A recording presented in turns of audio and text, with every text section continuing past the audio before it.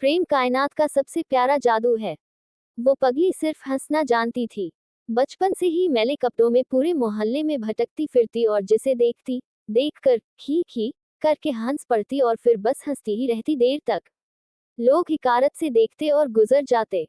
कई लोगों को उसकी हंसी देखकर रश्क तक होने लगा। बुद्धिमान उसकी हंसी को उसका सुख समझते और अपने जीवन को कोसते।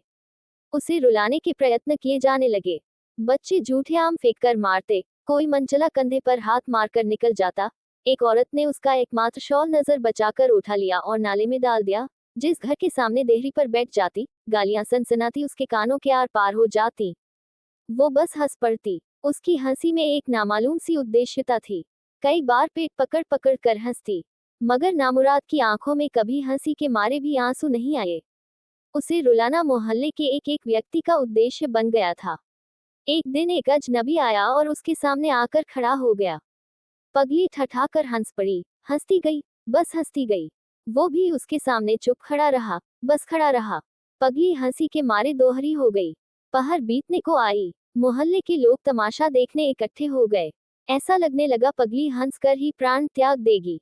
तभी एकाएक अजनबी ने आगे बढ़कर पगली को सीने से लगा लिया। पगली हंसती हुई छूटने की कोशिश करने लगी। इस कोशिश में उसकी अजीब अजीब भंगिमाएं देख मोहल्ला हंसी के मारे लोटपोट होने लगा।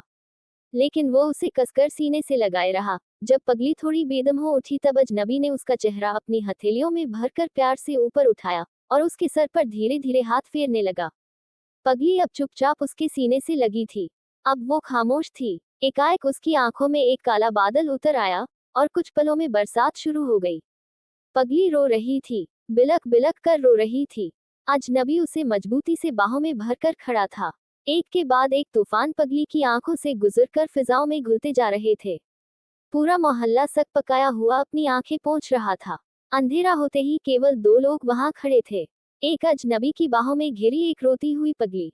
उस दिन रात भर तूफानी बारिश हुई। सुबह होते ही मौसम साफ हुआ था और पगली को कृतज्ञ महसूस हुआ। उसने अजनबी के कंधे की ओर प्रशंसा भरी दृष्टि से देखा।